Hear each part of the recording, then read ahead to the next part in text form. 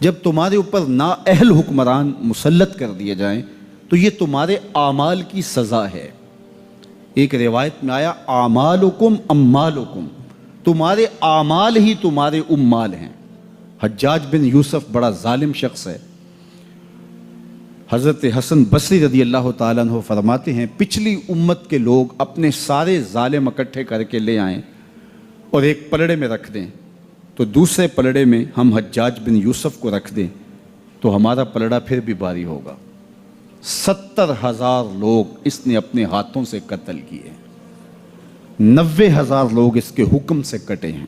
بصرے کا ظالم ترین حکمران حجاج بن یوسف۔ لیکن کچھ لوگ تھے کہ جو اس کے سامنے بھی حق بات کر لیتے تھے، اگرچہ وہ بہت سخت تھا اور بات بات پہ گردن کاٹتا تھا۔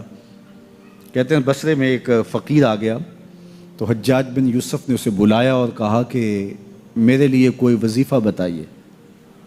تو اس نے کہا کہ تمہارے لیے بہترین وظیفہ یہ ہے کہ تم دوپہر تک سوئے رہا کرو۔ اس نے کہا یہ عجیب وظیفہ ہے۔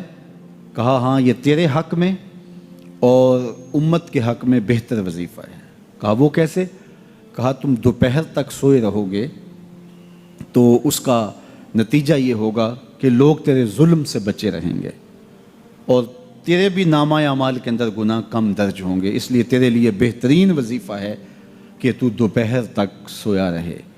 حضرت شیخ سعدی شیرازی فرماتے ہیں جس کے جاگنے سے اس کا سونا بہتر ہو، اس کے جینے سے اس کا مرنا بہتر ہوتا ہے۔ بدترین حکمران بصرے کا، انسانوں کا قاتل، بات بات پہ گردن کٹوا دینے والا۔ کسی نے کہا حجاج اگر تو بچہ تھا، اس وقت تیری عمر اتنی زیادہ نہیں تھی، لیکن تو نے دور عمر تو دیکھا ہوا ہے، تو اتنا ظالمانہ انداز کیوں اختیار کیے ہوئے؟ تو حضرت عمر جیسا حکمران کیوں نہیں بن جاتا؟ تو جو حجاج نے جواب دیا وہ سنیے، 2 لفظ اس نے جواب دیا، تبازروا اتعمر لکم، تم ابو ذر غفاری جیسی رعایا بن جاؤ، میں عمر جیسا حکمران بن جاتا ہوں۔ جب رعایا ابو ذر غفاری جیسی ہو تو حکمران حضرت عمر جیسے ہوتے ہیں، اور جب رعایا ہی جور و ظلم کی خوگر ہو اور اپنے رویوں کو ہم اگر دیکھیں کہ ہم کہاں کھڑے ہیں تو ہمارے اوپر ایسے لوگ ہی مسلط ہوتے رہیں گے۔ اگر میں مسجد سے نکلتے ہوئے جوتا چرا کے لے جاتا ہوں اور آرزو یہ رکھتا ہوں کہ میرے اوپر عمر بن عبدالعزیز جیسا حکمران آ جائے، تو میری یہ خواہش پوری نہیں کی جائے گی، کیونکہ میرے عمل کے نتیجے میں میرے اوپر حکمران مسلط کیا جائے گا۔ میں اپنے اندر جھانک کر کے دیکھوں، اپنے اندر اتر کے دیکھوں کہ میں کہاں کھڑا ہوں۔ میں اگر یہ دیکھتا ہوں کہ میرے اوپر بدترین حکمران مسلط کر دیے گئے ہیں جو ملک کو دونوں ہاتھوں سے لوٹ رہے ہیں، ملک کے وسائل کو چاٹ رہے ہیں، تو میں خود دیکھوں کہ میں کہاں کھڑا ہوں۔ انسان جب کوئی اچھی بات سنتا ہے تو انسان کی فطرت ہے کہ وہ آگے منتقل کرتا ہے۔ آج کل وہ شیئر کر دیتے ہیں نا، جو بات آئے تو آپ اس کو آگے بڑھاتے ہیں، دوستوں میں شیئر کر دیتے ہیں۔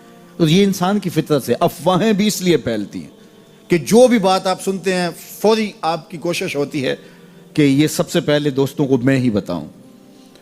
تو یہ انسانی فطرت ہے۔ تو جب افواہ اور ایسی چیز، کوئی غم کی خبر بھی ہو، کسی کی وفات کی خبر بھی ہو، تو اس وقت بھی انسان کی فطرت، سست سے سست آدمی بھی پھر جلدی جلدی فون کرتا ہے، آگے بڑھاتا ہے کہ فلاں سے ایک فوت ہو گیا۔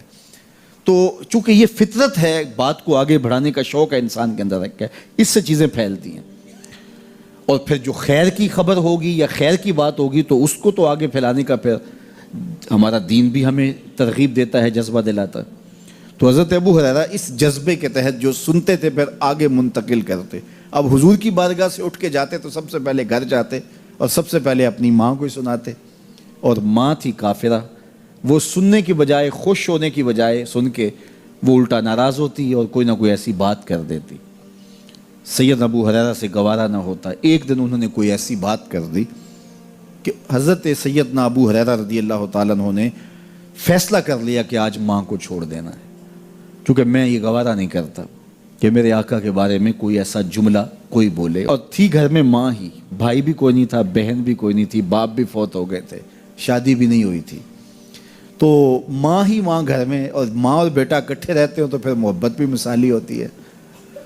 تو اب ماں ہی ایک رشتہ ہے مادی دنیا کے اوپر. تو حضرت ابو ہریرہ رضی اللہ تعالیٰ عنہ نے فیصلہ کر لیا کہ چھوڑ دینا ہے. چھوڑ کے گھر سے نکلے، لیکن دل ڈوب رہا ہے کہ ایک ہی تو رشتہ تھا، وہ بھی گیا. افسردہ ہے، حضور کی خدمت میں پہنچے. دل و قلب و نگاہ کے مرشد اولین نے ابو ہریرہ کی اداسی دیکھی تو فرمایا ابو ہریرہ کیا بات ہے؟ تو حضرت ابو ہریرہ جس طرح بندہ پھٹ نہیں پڑتا، تو عرض کی حضور میری ماں کی ہدایت کی دعا کر دیجئے. ساری کہانی 2 لفظوں میں بیان کر دی، میری ماں کی ہدایت کی دعا کر دیجئے.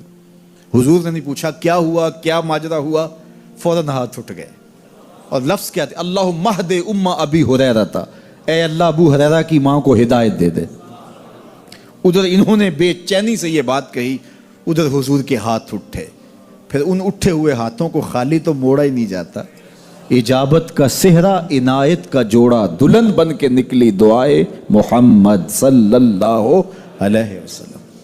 تو حضور علیہ السلام نے ہاتھ اٹھا دی، حضرت ابو ہریرہ نے دوڑ لگا دی. کسی نے پوچھا ابو ہریرہ آج بڑی جلدی ہے؟ کہا آج ہی تو دیکھنا چاہتا ہوں، گھر پہلے میں پہنچتا ہوں یا حضور کی دعا پہلے پہنچتی. جا کے دروازے کو دستک دی، اندر پانی کے کھنکنے کی آواز آ رہی تھی جس طرح کوئی غسل کر رہا ہو. آواز دی تو آواز آئی، بیٹا ابو ہریرہ ٹھہرو. میں بھی آئی. کہا لہجے سے سمجھ گیا اس میں محمد عربی کی دعا بول رہی ہے. تھوڑی دیر کے بعد میری ماں آئی تازہ آثار وضو سے، اور غسل کی وجہ سے ان کے جو ہے وہ بالوں سے قطرے ٹپک رہے تھے، اور لبوں پر میرے حضور کا کلمہ جاری تھا. اللہ اکبر. سیدنا ابو ہریرہ تیرے مقدر پہ قربان.